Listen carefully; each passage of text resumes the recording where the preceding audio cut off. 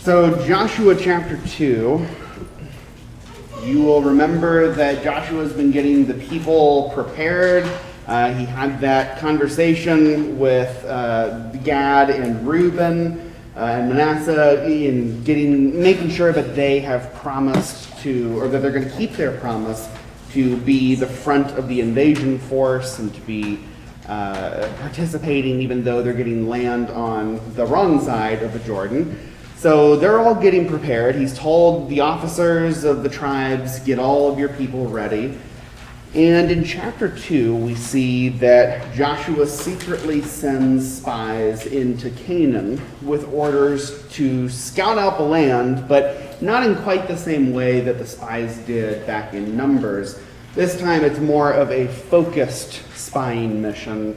Let's see what Jericho looks like in particular, because that's going to be our first main target. Let's see the general lay of the land for this immediate invasion. So it's kind of funny that chapter 2 and verse 1 says that Joshua secretly sent spies, because spies typically are pretty secret, aren't they? It's a little redundant in some ways. And part of the reason for that may be that it's emphasizing not that it was a secret from the people of Jericho and the people of Canaan, not much is kind of obvious, but it may have even been secret from the people of Israel. And if that's the case, why might Joshua want to keep this spying mission secret from the general population of Israel? That's not one of your questions. Yeah, go ahead. Yeah. The last time they sent spies out, it was a disaster. Yeah, that didn't go so well, did it?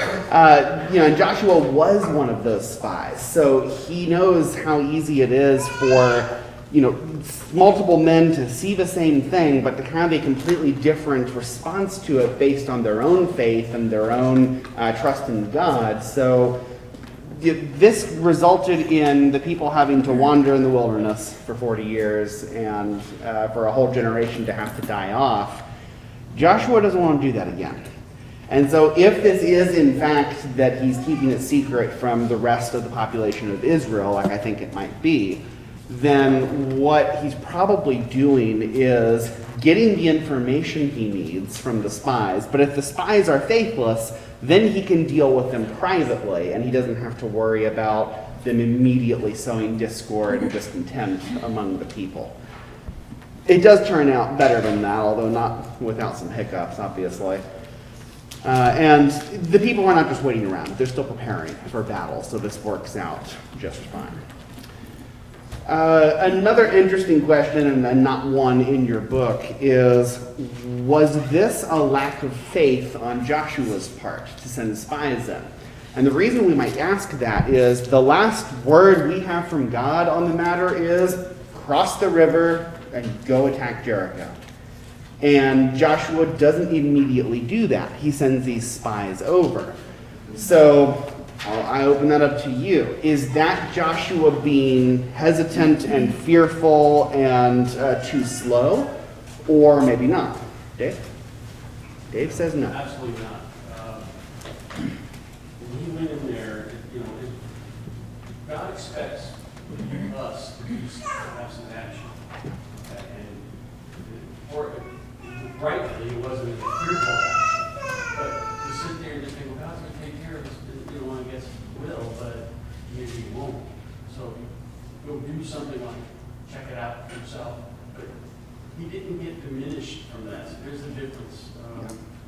The fear would be go there, there's no way we can overcome them militarily.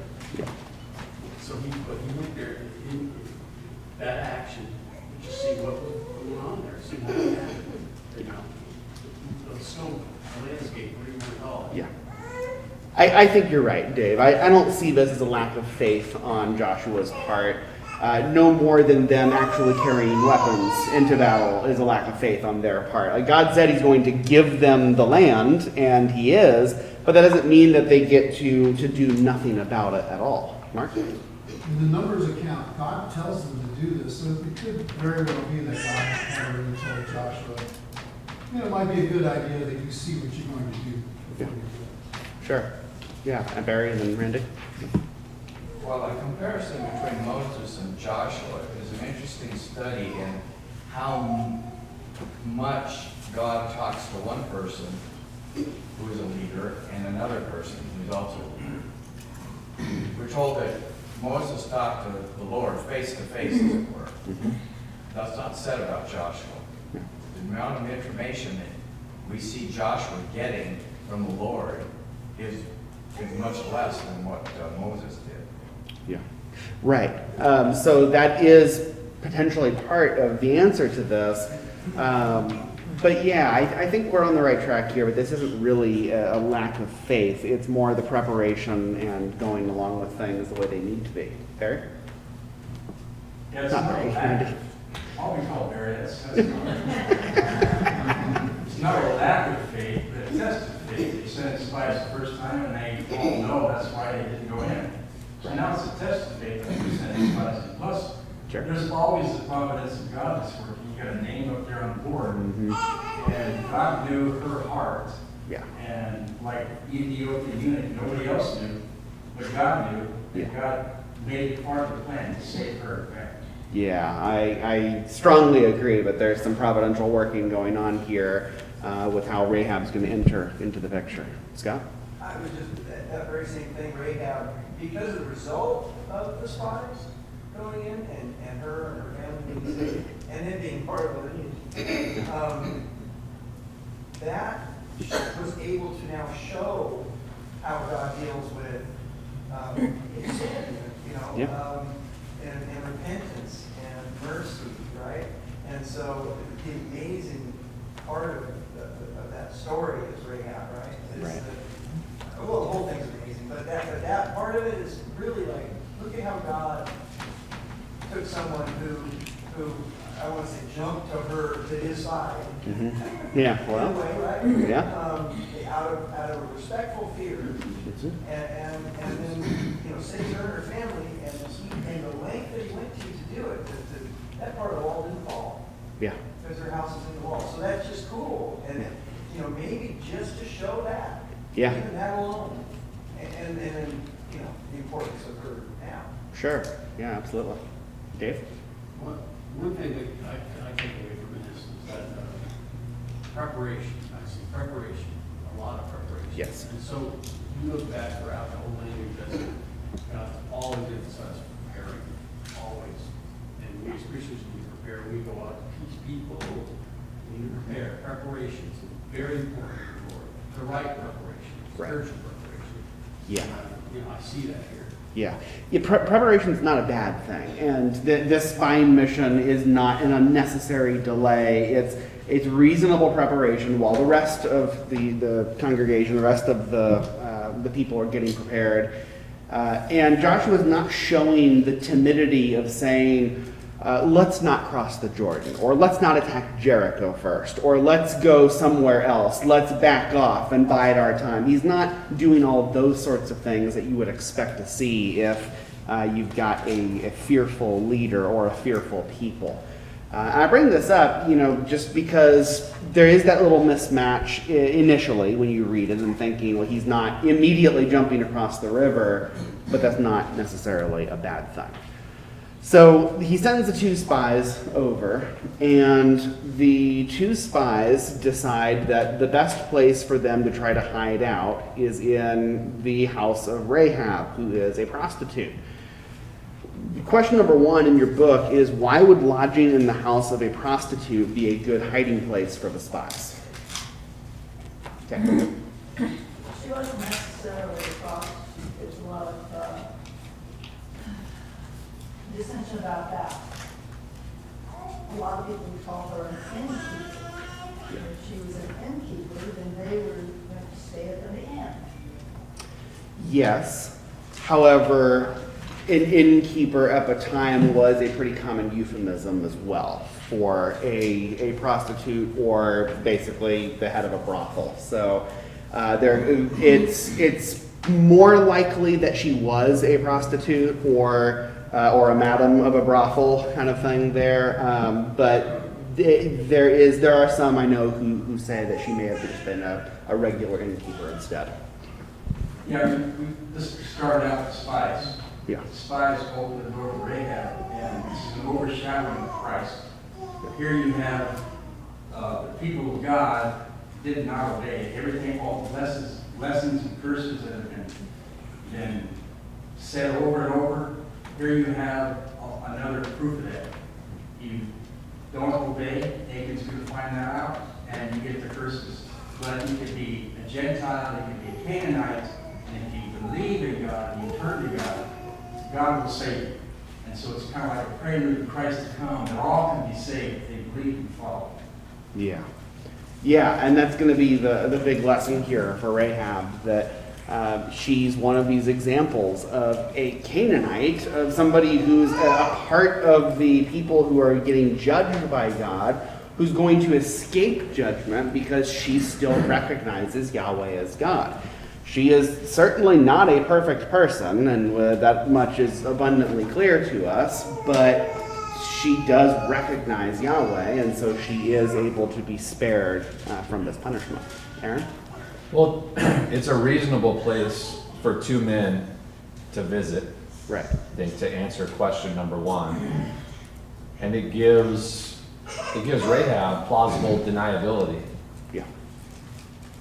Yeah, so it's the idea of two passing strangers who find the house of a prostitute is not that noteworthy to people who might witness that. They'll notice it, but then just kind of let that go on by. It doesn't look strange to them. Otherwise, they need to try to find a place to stay. They need to impose on somebody's hospitality, which is going to invite questions. Or camp out somewhere, which could also look strange because they do need to be coming in and out of the city then. It's a little bit tricky for them to find a place to stay, and there's not exactly a Motel 6 just very easily available to them. So the house of a prostitute kind of works. But Mark, you had your hand up. Everyone's pretty much said everything. Yeah, I think this is a house of insignificance, really, when you look at it. Like Aaron was saying, it wouldn't be that big of a deal for a couple of travelers to stop in there. Yeah. Not that they would go unnoticed, Right. but that you wouldn't find a lot of people in there. A lot of people don't even want to go in there, probably. Right. So it really is actually a good place to go in that sense, where you're going to be hiding and that kind of thing. I just don't know what the thinking was of the people of that day, as far as was this type of was prostitution okay in their society? Obviously, it was. She lived in the wall, Yeah. so it must have been a regular place, but kind of insignificant. And that's what God does. He makes great things out of insignificant things, as we Sure. say. Yeah. A lot of times, and I'm sure, people's opinions varied like they do anywhere, but a lot of times those sorts of things could be accepted, but not necessarily honored. It doesn't necessarily make you a very honorable person in the community, but that as a pretty wicked society, they would more or less be okay with to some degree. She is within the walls. She does have a home there. She's not been thrown out into the outlying areas or anything like that. So it's not illegal exactly. She is known as a prostitute. She's not doing this in secret in the city. People do know that's who she is, so they at least do know about it. So they find their way to the house of this prostitute, and it's an insignificant place for them to be. It's reasonably safe, but does it actually work out for them? No.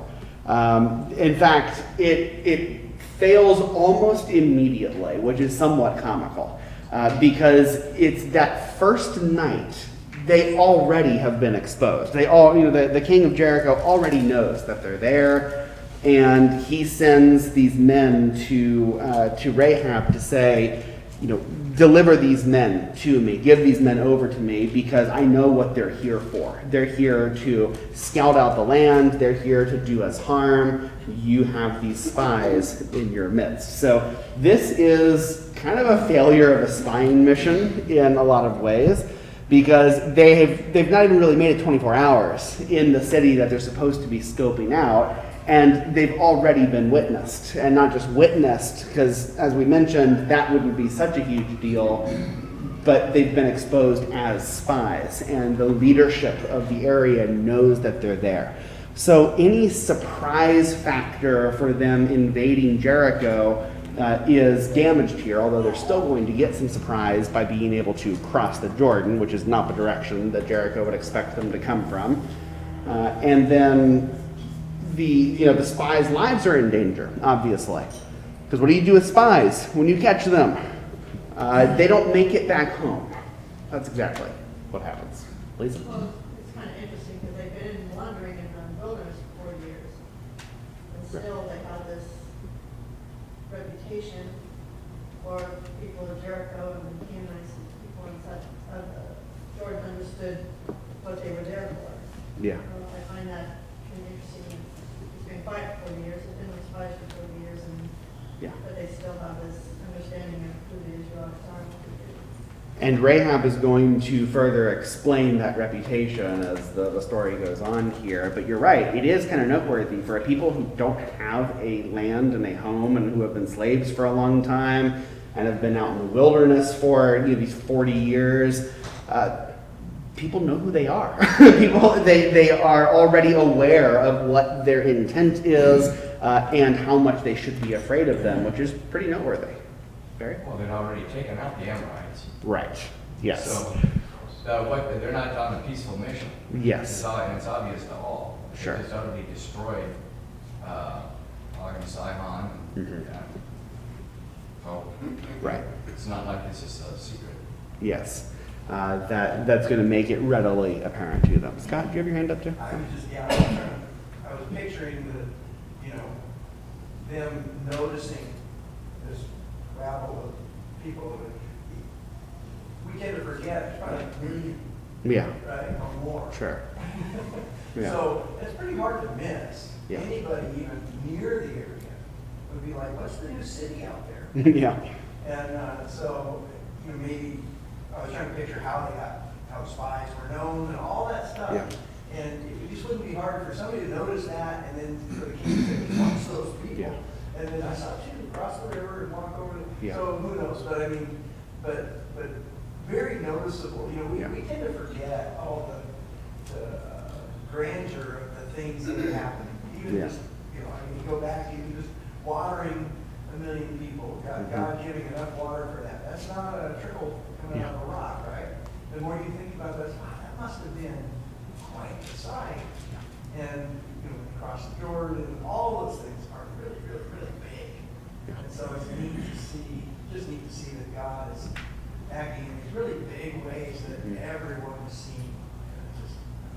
Right. Yeah, as Barry mentioned, it's not really like a subtle war going on the other side of the Jordan there as they're conquering some of these lands. And remember, we mentioned before that those lands were conquered only because those kings, stood in the way and resisted Israel. They weren't initially part of the land that God was promising to the people.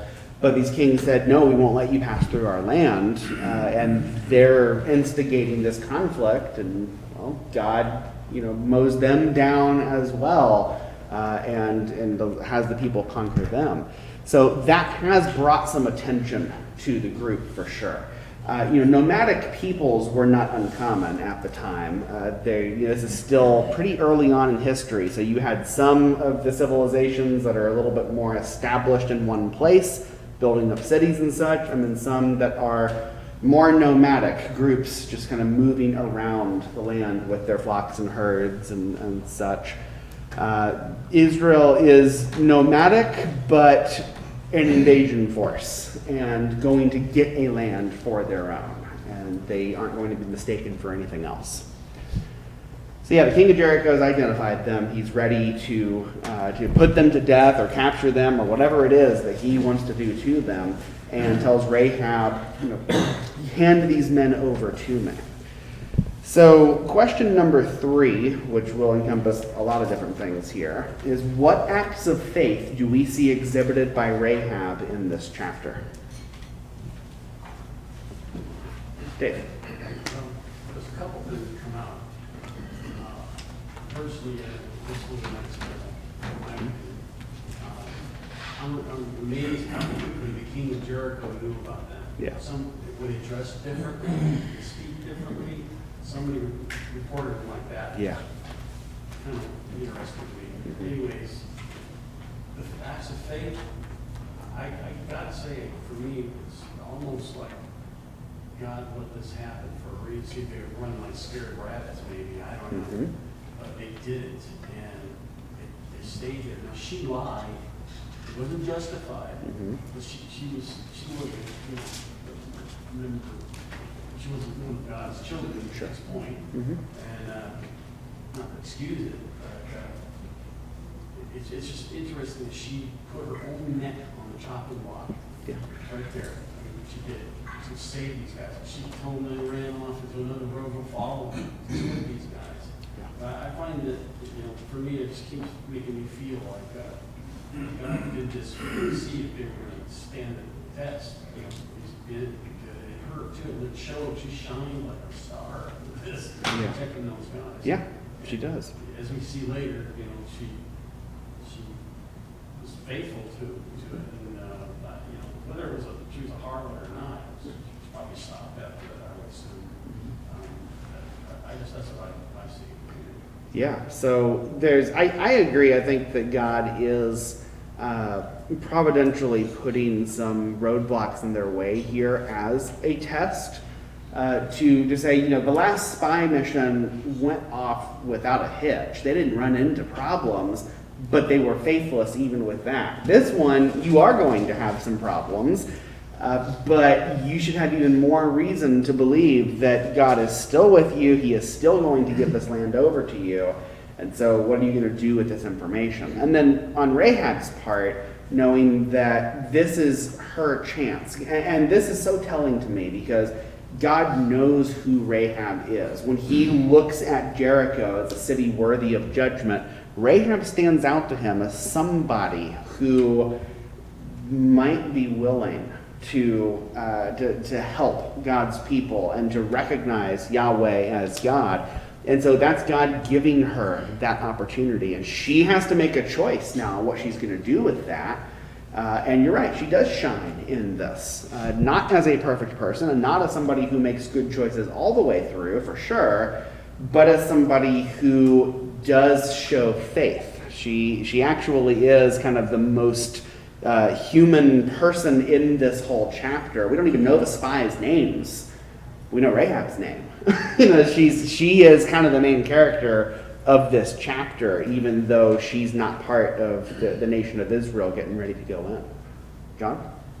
Yeah, I was just going to say that the fact that she's harboring two spies, you know, it's putting your life on the line, putting your life at risk, and the king and the people of Jericho know about it.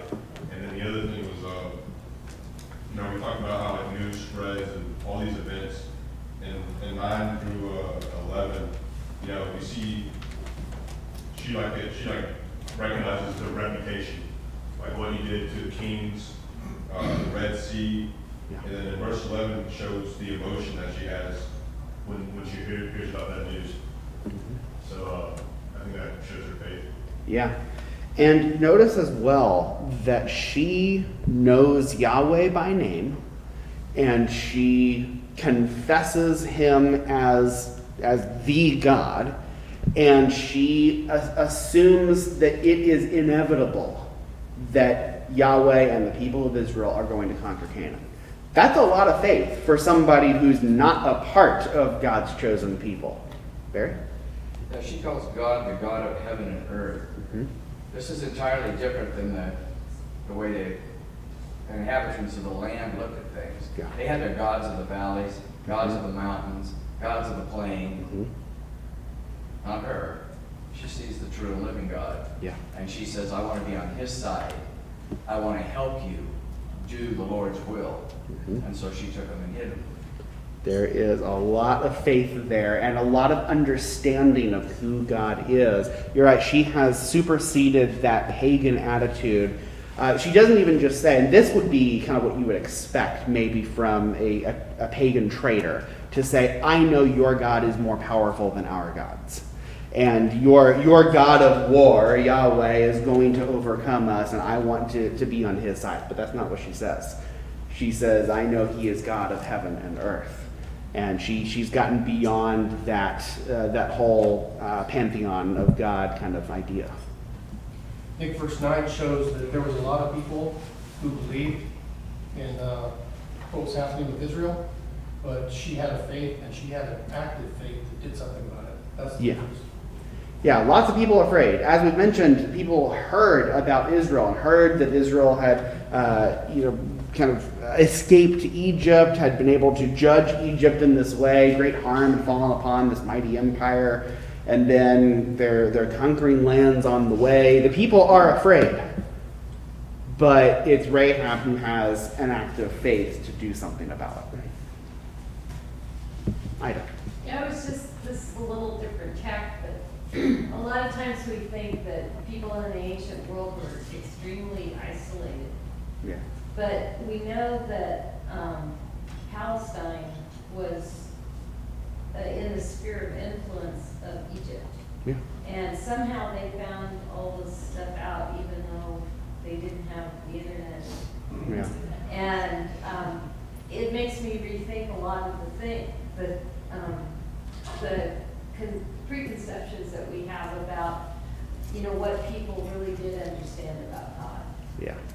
Right. Yeah. So, we can overcompensate in thinking, well, we didn't have the internet, we didn't have phones. They all lived in their own little isolated bubbles and nobody knew anything beyond their own front door. But you're right, Canaan was, and the Palestine was in the influence of Egypt. Egypt was exacting tribute from them and would occasionally wander over to mediate some dispute or whatever. And traders went back and forth. These nomadic peoples wandered around and would bring news of different things to different places. They did know and hear about the things that went on. And that much is clear because Rahab is able to identify that Israel's not going to be a surprise to Jericho or to the land of Canaan in general. They know they're coming and they're afraid. She says, our hearts melt away before you. Scott. You guys probably talked about it last Sunday, I wasn't here, but the whole idea of be strong and courageous and do all that the Lord has said, and to be able to have this land, and just that idea is, it always brings out, to me, the way we are to conquer sin in our lives and stuff, and put it away and destroy it, and all of this conquering has that image of that.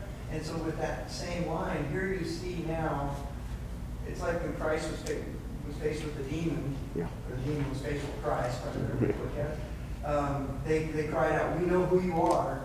We know how powerful you are, and that's what the people are saying. And when I see that mirrored image coming back, it's really neat to see all of that whole idea of Christ conquering, with God's power, we are able to conquer sin.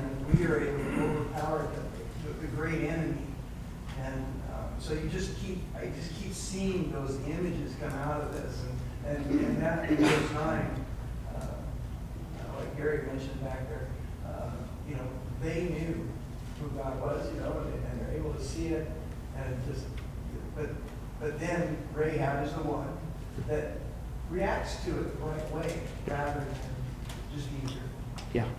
So it's cool. I love those images. It's whole list. Yeah, absolutely. Barry, do you have something? No? Okay. Yes. I just think Hebrews 11:31 kind of sums it up real nicely, that by faith the prostitute Rahab did not perish along with those who were disobedient after she had welcomed the spies in peace.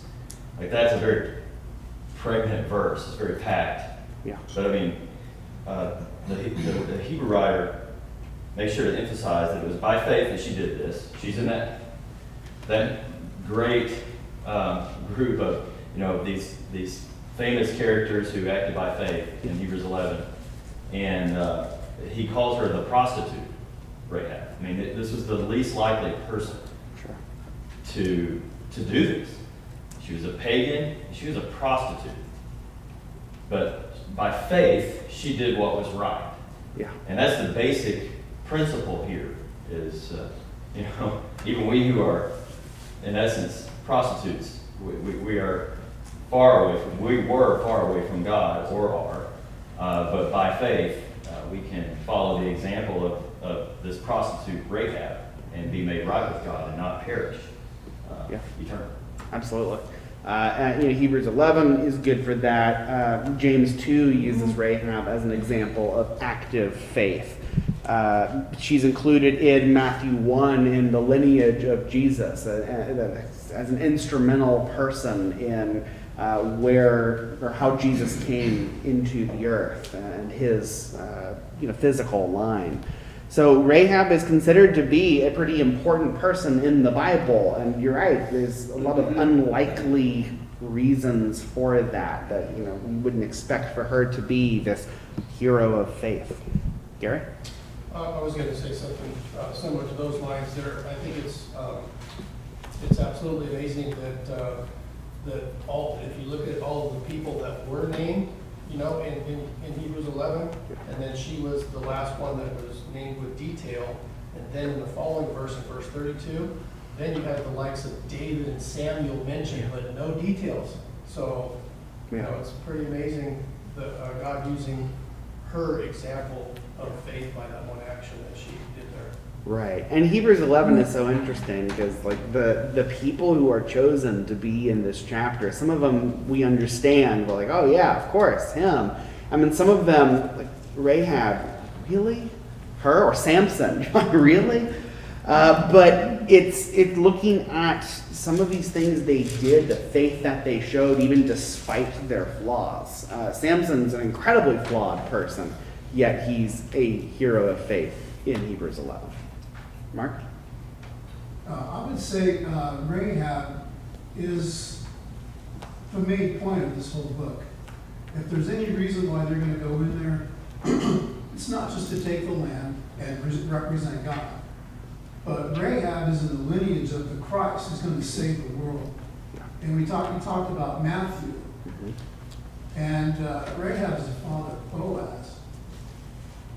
And Boaz marries Ruth. And in both instances, when you read their profession of faith about God, when Ruth says, your God will be my God, you can't help, the Christian can't help but get goosebumps because you see a conversion happening. Yeah. The transformation by the faith of God. Yeah. Did I say something? Yeah, no, you're right. Gary? To me, I just see this as more an example of the inspiration of the Bible, because if man would have done this, he wouldn't have mentioned these people. And then it's also, what I see, it's a reaching out to mankind, telling you, no matter what you've done, the God in heaven can forgive you. Yeah, absolutely. Aaron? And I'm just so thankful that the Hebrew writer included all those flawed people in that section, because we are all very flawed people. Yeah. And it gives us encouragement. Absolutely. Absolutely.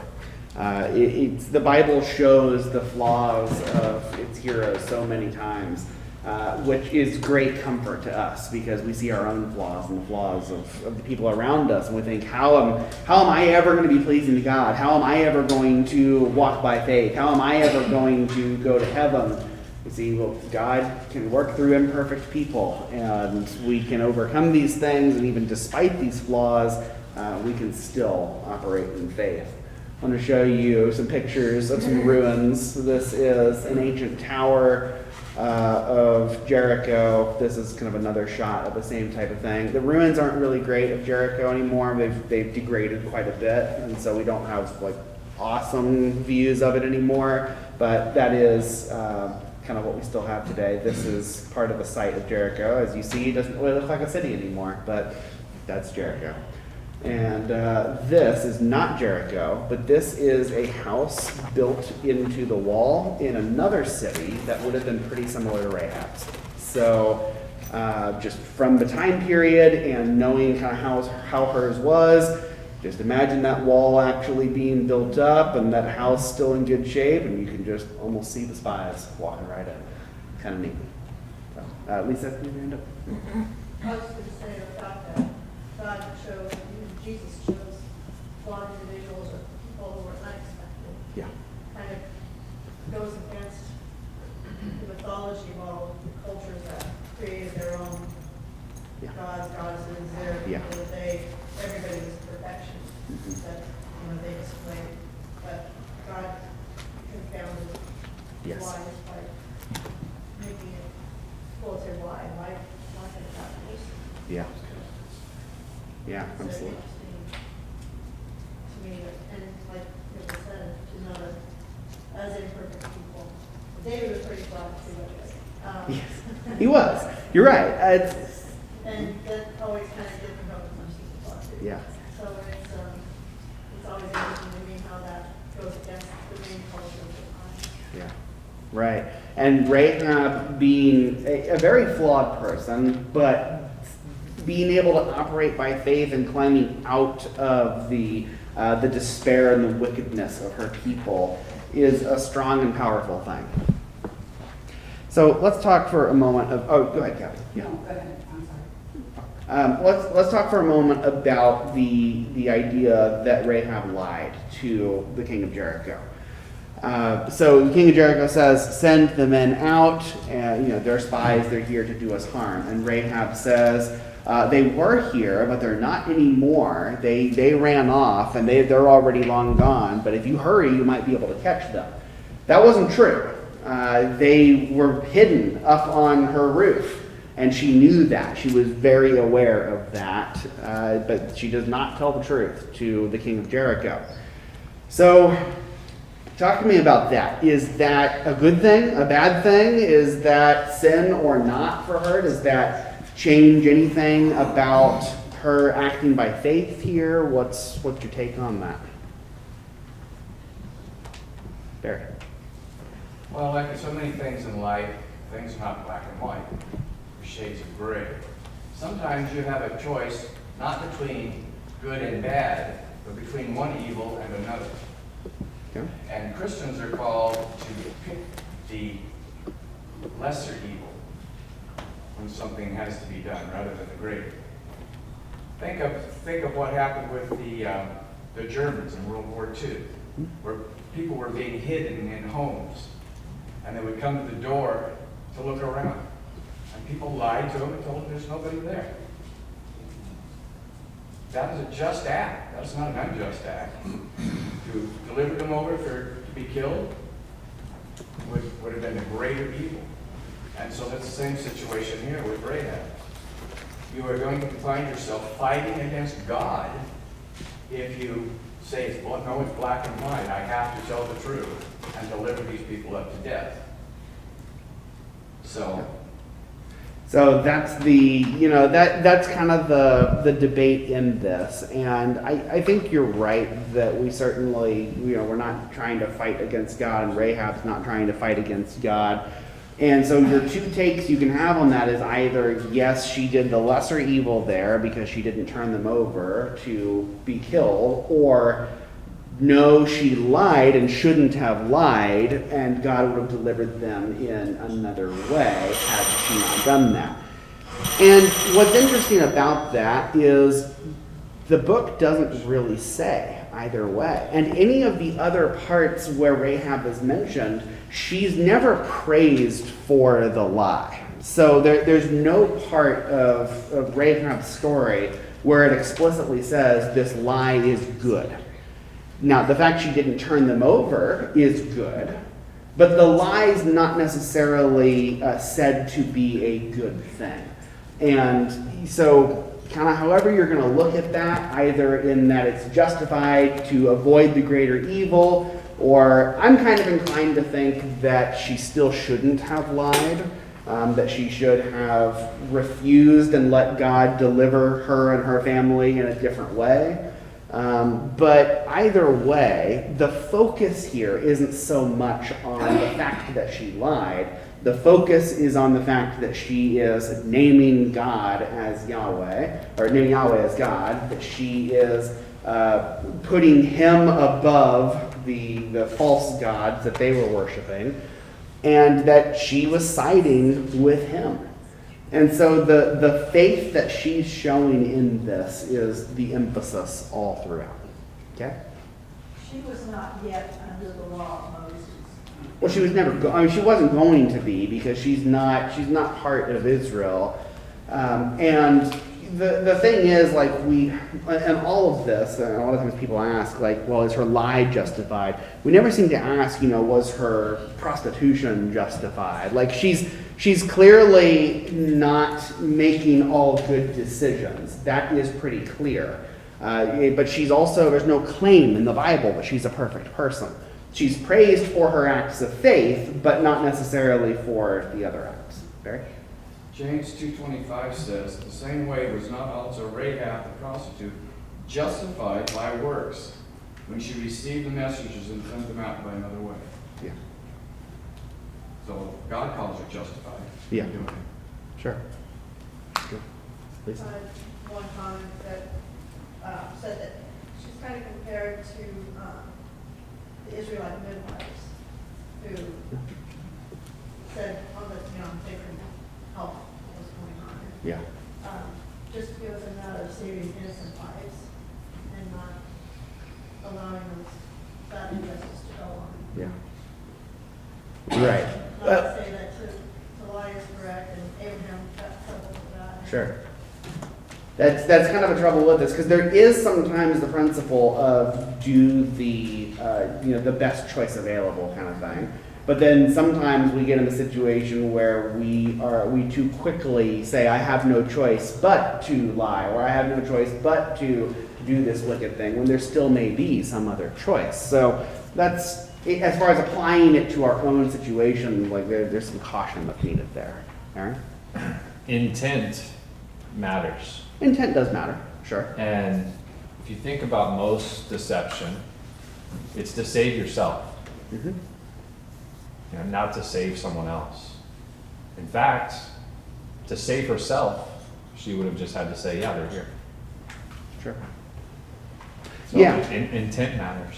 Intent matters, but intent isn't the end of everything, because there are things that we do with good intent that are still wrong. So that does make it complex in here. But surely what she is praised for here is the fact that she's recognizing God. Okay, Garrett? I can think of, in the Bible, in a military situation, God giving David explicit instructions on how to deceive the other side. It was definitely deceit. Sure. Because of their actions, they believed something that was not true, Mhm. and that won the battle. Yeah. Something else that came to my mind. Well, and that's true. This is a matter of war as well, and a direct correlation to how we act in personal situations is not going to be exactly the same. So they're doing lots of things in war that aren't going to be justified in every situation. Like, the lots of bloodshed and killing that's happening in here that we surely are not going to be doing in our everyday lives. So there's certainly complexity to this. Leader? Yeah, it is not that we condone or let lying an excuse for something that you want to do. Even sometimes it leads to the intent that as Aaron has mentioned. But these things, there are many things in the Bible, in the scripture, where God, we couldn't explain how God really does it. Right? For example, He uses people who are pagan, but to express what is needed to be done by Him, and this is God. And maybe there are times that we could do the right thing by lying, but let us make sure that it is not a habit in the future. Yeah, for sure. Okay, lots of interesting discussion.